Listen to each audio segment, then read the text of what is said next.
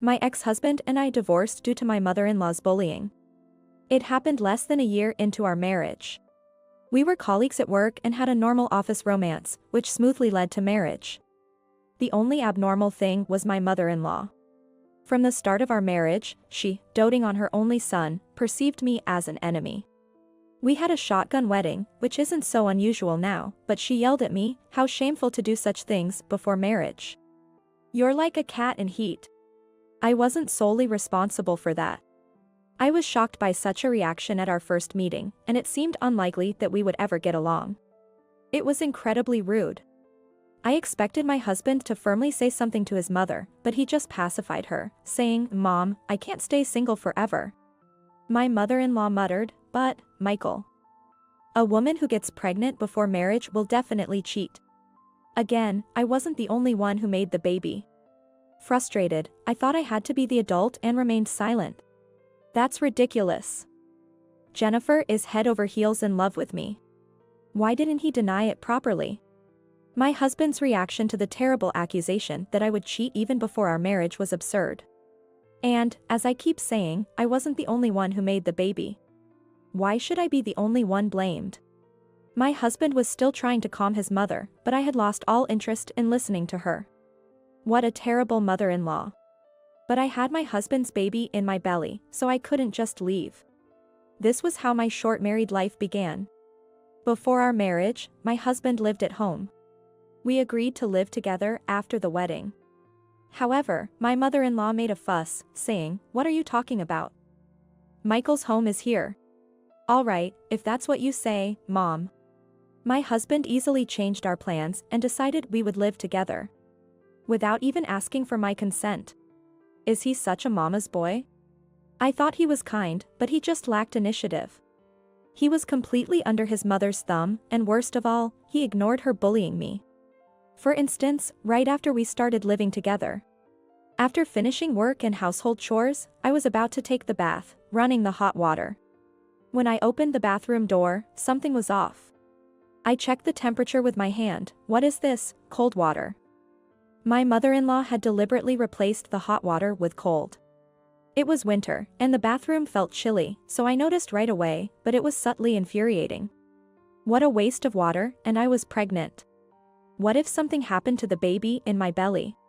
Even if she resented me for taking her son, the baby was still her beloved son's child. I was disappointed and scared of her blatant hostility. From then on, whenever she saw me, she'd say, "Why don't you go back to your parents' house?" And never come back. Or, "What on earth did my Michael see in you?" Hearing this day after day, I grew increasingly tired.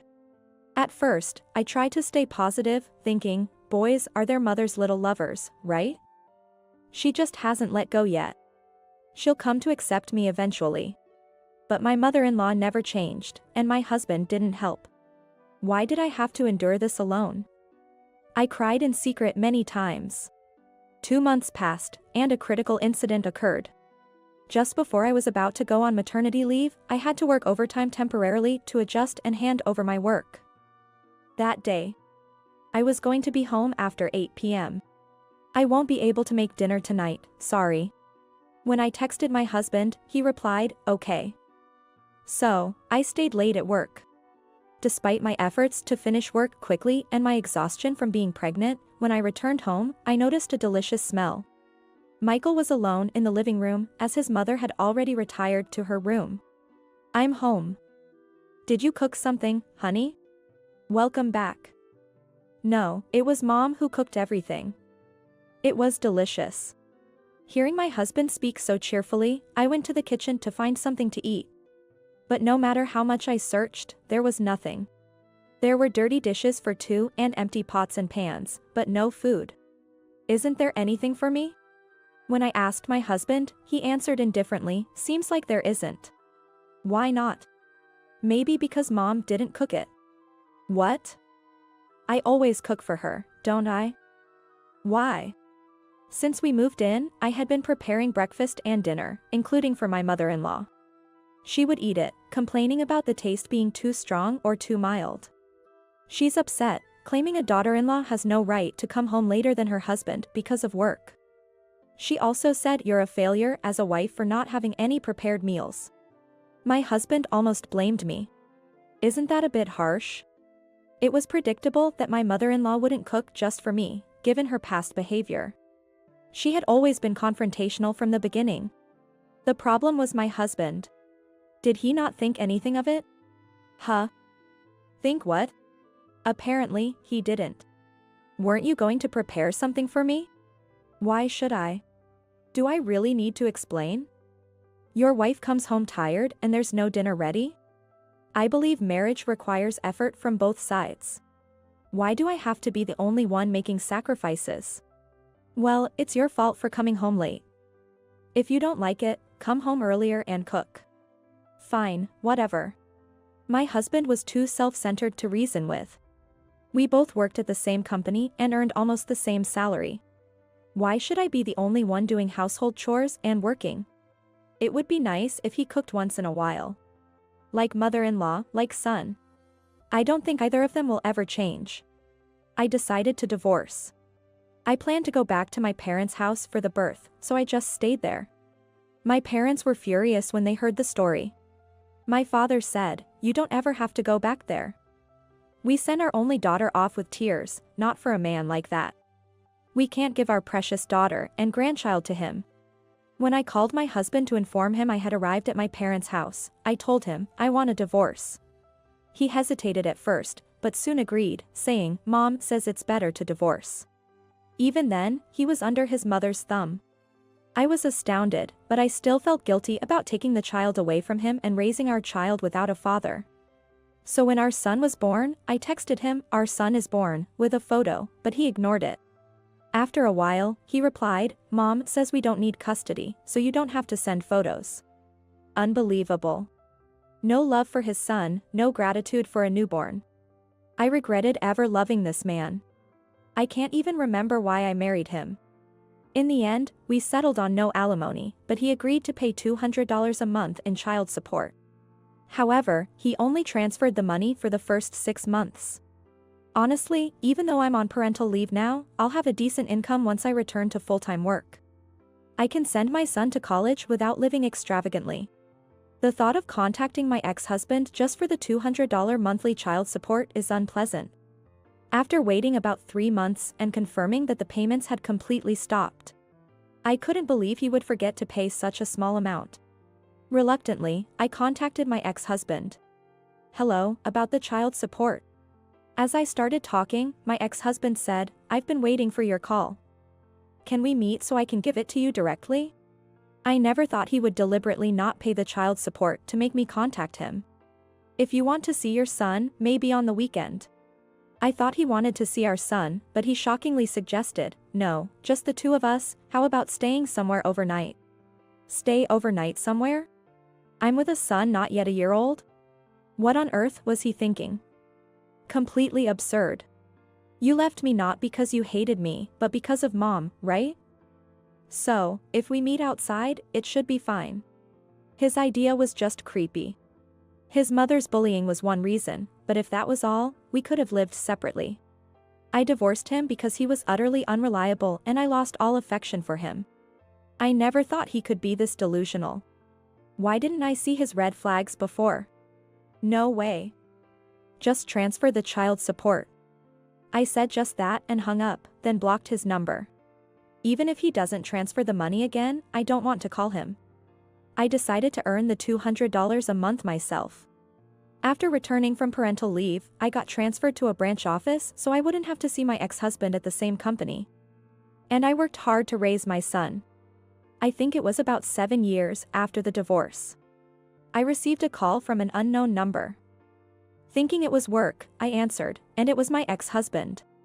"Hey, we divorced because of my mom, right? She's been hospitalized.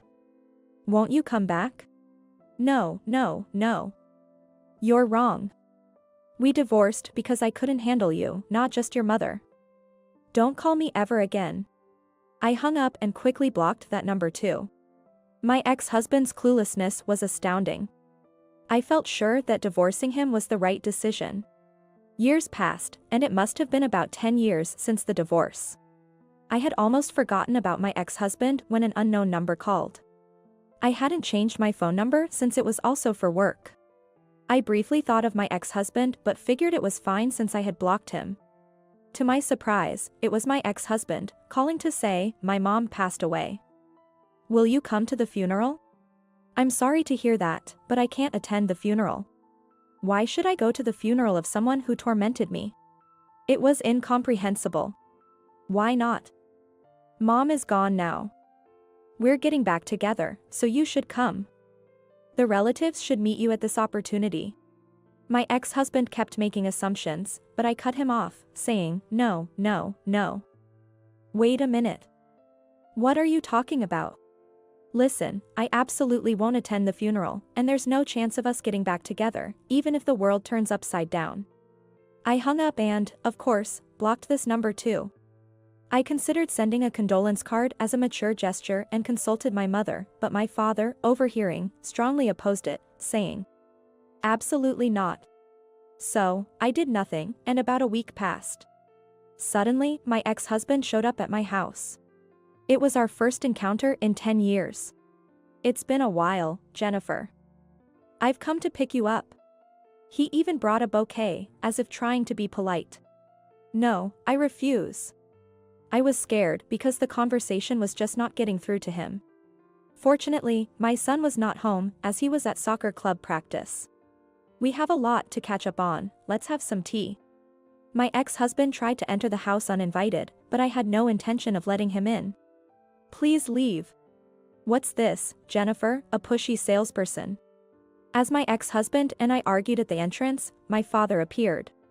"Michael, how dare you step foot on our threshold? Get out of here." Feeling stronger with my father's support, I firmly told my ex-husband, "We're divorced, and we are strangers now. There's no picking up here, this is my home. I absolutely don't want to get back together with you. Then, how about we start over as lovers? Things were good when we were dating, right?" "No, it's physically impossible for me now." My ex-husband was persistent, but the situation was completely different from back then. "Look, when we were married, you never protected me from your mother and never did anything for me.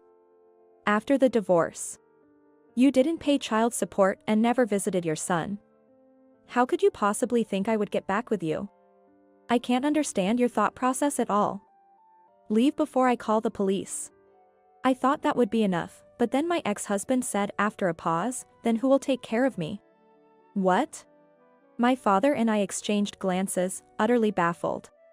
"It's my care. Mom's gone now, so you should do it. And it's been a while since we've been intimate at night." He seemed a bit embarrassed towards the end. I felt my skin crawl. Realizing how truly creepy it was, I was speechless. Seeing me silent, my father got angry. "Don't joke around. What do you think my daughter is?" "Please don't get angry, Dad," my ex-husband said nervously. "Enough. I don't want to be called a dad by someone like you. We're strangers. This is too disgusting to talk about." "Get out," my father exclaimed. "No, I came to pick up my wife." My ex-husband stubbornly insisted. Then, the sound of a police car siren began to be heard. A patrol car approached rapidly and stopped abruptly in front of our house. The neighbors started to gather, wondering what was happening.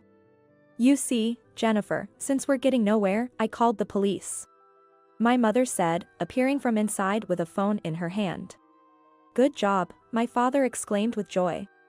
The police officers took my ex-husband away, and I felt a huge sense of relief. Later, I hired a lawyer. We obtained a restraining order against my ex-husband from the court. It's best to keep someone so incomprehensibly irrational at a distance. My ex-husband's actions even became known at his company, and he was transferred to a remote island in the spring personnel changes. Apparently, a company personnel officer lived in our neighborhood and reported his behavior to the HR department. My parents' house was due for rebuilding, and we decided to move to an area with a strong soccer club for my son. This would completely sever our ties with my ex-husband. My son, who has grown up without his father, is cherished many times over by my parents and me. He's growing up healthy and robust. We're all looking forward to watching his next soccer match as a family. You're not my family now. Don't ever set foot in our house again. I was yelled at by my father and, supported by my soon-to-be husband, Thomas, I left my childhood home in tears. It was right after I had graduated from high school. My name is Amy. I'm a 36-year-old farmer.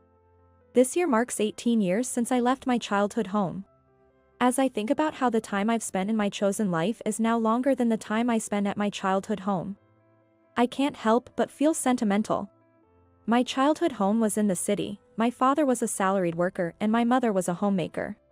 In our family of 4, including my parents and my brother, who's close in age, my parents always clearly favored my brother as the heir. Even things like side dishes at dinner or birthday presents were always more lavish for my brother. He would lord it over me, thinking he was better, and I was always the target of his meanness. I remember feeling lonely and crying out, "Look at me, too." But my parents never changed, so I eventually gave up. The turning point in my life came in the summer of my junior year of high school. My brother, who's close in age, was preparing for college entrance exams, aiming for a top university. But he was always on edge due to poor mock exam results, often taking it out on me. My parents treated him with kid gloves, pushing household chores on me to prevent me from having time to study. I had better grades than my brother, so in a bid to improve his mood, my parents even tried to sabotage my grades. It made no sense to me. That's when I heard about an agricultural internship program from Mr. Johnson. In my high school, students who were interested could participate in a 2-night, 3-day agricultural internship. Staying with a host family, we would harvest vegetables and cook meals together, immersing ourselves in country life. Struggling with my home life, I decided to take part. But my father was adamantly against it, saying, "Farming is for idiots who can't hold down a regular job." My mother mocked me, "Why would you want to get dirty and smelly doing physical labor?" Despite their opposition, I used my own savings to sign up. It was the first time I ever stood up to my parents. And it was the right decision. I was starving for family love, and it turned out to be a truly wonderful experience. Breathing the fresh country air and working felt new and exciting, and I experienced the warmth of a family. The eldest son of the host family, a year older than me, was named Thomas, the same age as my brother. At first, I was wary of him just because he was older, but Thomas was nothing like my brother. Kind yet firm, he got along well with his parents and was nice to me too. His parents were also incredibly kind, and when I left after those 3 days, I cried my heart out. Auntie cried with me, saying, "Come back anytime." I promised, I will definitely come back. Uncle and Auntie didn't use their cell phones much, so I began writing them letters frequently. Soon, the responses started coming more from Thomas, their eldest son, and our correspondence turned into something like a diary exchange, eventually leading us to start dating. It was a pure long-distance relationship, we hadn't even kissed. After my brother failed to get into his first-choice national university and ended up in a third-rate private college, I became a high school senior facing my own college entrance exams. However, my parents pressured me, saying, "Don't go to college, just get a job instead." Their reasoning was that women don't need an education. The real reason, I suspect, was that they didn't want me attending a better university than my brother. Since the agricultural internship, I had developed a dream of becoming a farmer. I could become a farmer without going to college, but since Thomas was a college student in the city, I wanted to study agriculture at university and aim for new farming methods. With clear goals and aspirations, I studied hard every day, despite the obstacles from my parents and brother. But when I actually got accepted into a university, my father was furious, asking, "How dare you, a girl, think of going to a better university than your brother?" My mother said, "We don't have money for you. Your brother needs it, so you should work and bring money home." Desperate and in despair, I had a huge argument with my parents and ended up cutting ties with them. Thomas came to pick me up from home, and his parents, now my in-laws, offered to help with my college expenses. I went to college and 4 years later, married Thomas. Throughout my university years, I never contacted my parents or brother, but as my in-laws said, "You should at least inform them about your marriage." We visited my childhood home for the first time in 4 years. It wasn't until the summer approached that we could go for the greetings, as we were busy with graduation and rice planting. Both my in-laws, my husband, and I all had faces tanned to a deep brown from the sun. Then, my parents and brother openly mocked us. My mother said disdainfully, "Excuse me, but how old are you? To be working so hard that you're that tanned, you must be quite poor." I was so embarrassed. "Stop it, Mom," I pleaded in a quiet voice, but she pretended not to hear. My brother, grinning, taunted, "Smart people like me earn money with brain work, not primitive labor. Being able to do only such work is proof of low intelligence." I was shocked, and the usually gentle smiles of my in-laws froze. My husband firmly declared, "With all due respect, we take pride in our farming." My father laughed condescendingly and said to me, "Let me tell you, from now on, you are not our family. You're marrying a poor farmer who has to work hard for a living. We'll treat you as if you don't exist. Don't come asking us for money. We don't want to see you anymore." I was already disowned at 18, so this wasn't new to me. Still, we tried to do the right thing. The sympathetic looks from my caring in-laws and husband were hard to bear. On the way home, quietly crying, I resolved to forget my biological family's existence. And now, 18 years have passed. The emotional scars had healed, I had 2 children, and was living busy yet fulfilling days. I had almost completely erased my parents and brother from my memory when, suddenly, a cousin told me my brother was getting married. My cousin and I had always been close, we kept in touch even after my marriage. Once, I sent her some rice we had harvested, and she liked it so much she became a regular customer. So, we still kept in touch, chatting on the phone every few months. "We'll see each other at the wedding after a long time," she said. I hadn't heard anything about my brother getting married from either my parents or him. Well, being estranged, I wouldn't know. "The family is also building a new duplex house. I wonder if it's finished yet," she mentioned. Apparently, my parents and brother, along with his soon-to-be wife, were moving. My cousin knew about my estrangement from my parents, but thought I would still show up for weddings and funerals. After hanging up, I impulsively called my mother's cell phone. But a mechanical voice said, "This number is no longer in use." The same happened when I called my father. Perhaps they changed their numbers. I didn't know my brother's number, so I couldn't call him. With trembling fingers, I dialed our home number. It connected.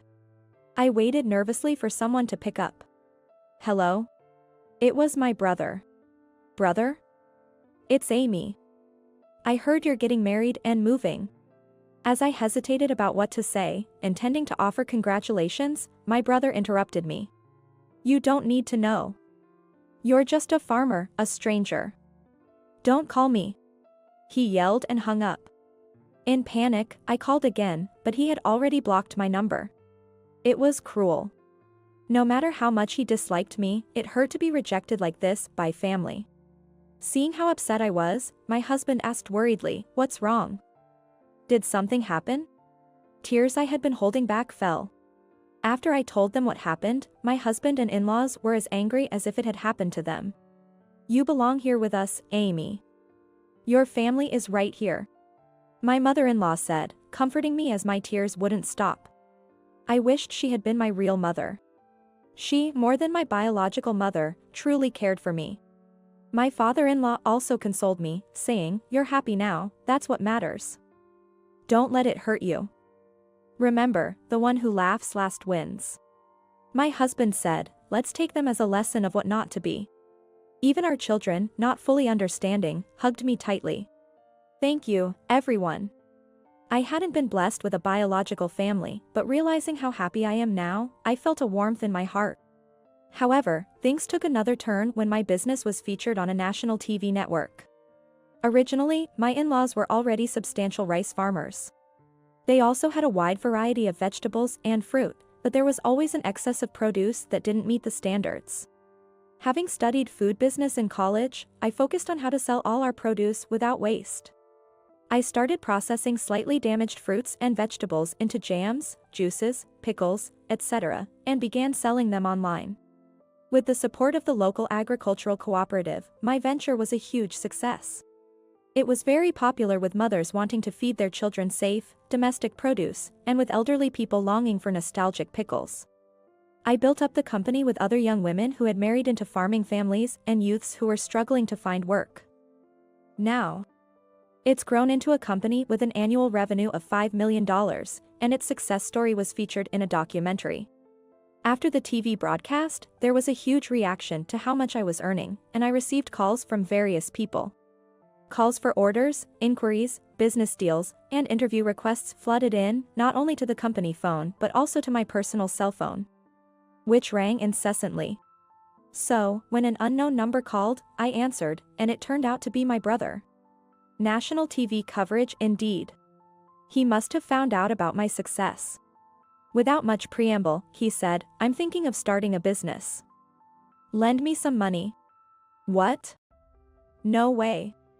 I replied, feeling an instinctive aversion, and hung up coldly. But then he called again. "Just give me the money. If you, a mere farmer, can start a business and make money, then I'll definitely succeed." He was adamant and arrogant. His attitude wasn't that of someone looking to borrow money, and I wondered where such confidence came from. He was the one who had called me a stranger, a mere farmer. I didn't respond to his demands but asked something I had been curious about. "Hey, who decided not to tell me about the house move?" "What?" "That was my decision, of course. My wife, being a city woman, was quick to agree to cut ties with you. So, that was it." I hung up without hearing more and blocked his number. My brother's wife, whom I had never met, seemed to share the same mindset as my brother and parents. Since my brother had seen the TV show, my parents might have watched it too. A few hours later, thinking this, I received a call from an unknown number. It was my father. "Why are you the president?" "Did you steal a man's job?" he asked. I replied, "Well, Thomas and my father-in-law are working in the agricultural corporation too. In fact, larger farms benefit from being incorporated due to certain systems and advantages. My father-in-law was the head of the local agricultural cooperative, and Thomas had incorporated his family's share, and now he is its president." My father seemed to accept my explanation but then said, "Don't be so cold. Why haven't you contacted us?" Astonished, I replied, "You disowned me, remember?" I'm hanging up now, and hung up, blocking him too. Minutes later, my mother called. "Why aren't you giving your brother money? You make $5 million a year, right? Send us money. We're your real family. Have you forgotten the favor of raising you? Give us at least $3 million, or half of that." My mother was more aggressive than anyone in her demands. I mean, the $5 million is the total revenue of the company, after expenses and paying the employees. "There's hardly anything left for my salary," I said, exaggerating a bit. "Exaggerating a bit," my mother quickly countered. "Nonsense. That can't be true." I was getting irritated. It was shameful how she kept demanding money. Even if I had the money, I wouldn't send any. We're strangers, after all. With that, I ended the call and, of course, blocked her number too. I thought this would finally sever all ties, but I was too optimistic. To my surprise, my parents and brother, along with his wife whom I was meeting for the first time, showed up uninvited at my in-laws' house. My father said, "Hey, Amy. I'm lifting your disownment." I was dumbfounded, wondering if they were really that desperate for money. My mother-in-law expressed her displeasure, saying, "What do you people think you're doing?" My father-in-law stood silently next to her, glaring at my parents, and the surrounding employees gathered, looking at my parents with disbelief. Even my brother seemed to realize he wasn't welcome. He arrogantly said, "We are the true family with blood ties. We have the right to claim the money we've earned." The woman who seemed to be my brother's wife was nodding in agreement. I was infuriated. I retorted, "No way. Even if we share blood, there was never any emotional connection. You discarded me like a stranger." The pain of being abandoned by my own family resurfaced, and I felt tears welling up again. Then my husband arrived and stood by my side. He defended me, saying, "Amy is now part of our family. We don't need your disownment lifted to live happily. Please leave." He defended me and spoke up firmly. The employees also chimed in, criticizing my parents with comments like, "That's right. What are they thinking? So rude. I felt surrounded by allies. Realizing this was where I belonged, I was truly happy. My brother, in anger, shouted, "Shut up, you country bumpkins. You're probably all uneducated trash. Just obey us." My husband coolly revealed, "Well, actually, both my father and I graduated from the University of Nebraska. And Amy graduated from a renowned agricultural college." My brother, shocked, exclaimed, "What? Your top university graduates and you chose farming?" For my brother, who only had a degree from a third-rate private university, his education was his only pride. And he never expected to be outdone in this aspect. My husband calmly responded, "Agriculture is a respectable profession. We apply what we learned at university effectively." I couldn't help but burst into laughter at this. I teased, "Big brother, you're losing to Thomas in every way." This lightened my mood considerably. Maybe I had been too afraid of my brother and parents. "I want to make this clear since it's the last time, I am now a stranger to you." I paused there for a moment. Then, deliberately changing to a more formal tone, I continued, "Therefore, as a stranger, I cannot lend or give you money. Please leave. If you cause a commotion or become violent, I will call the police and pursue legal action." With these words, I firmly declared my disconnection from them. My in-laws and husband subtly moved closer, protecting me from any harm my family might cause. I was touched by how much they cared for me. The employees also shouted at my parents, yelling, "Get out of here now, and go home." My parents, brother, and his wife glared at us hatefully but couldn't say anything more and left dejectedly. Later, I heard from a cousin that my brother and parents, seeking quick riches, had started a business with borrowed money, not from me. But their arrogance led to a huge failure. They were on the brink of bankruptcy. But they're strangers now, and I have no intention of getting involved. As for me, work is going well, and I'm surrounded by a true family, my respectful in-laws, loving husband, and adorable children. Savoring the happiness in my life, I cherish each day.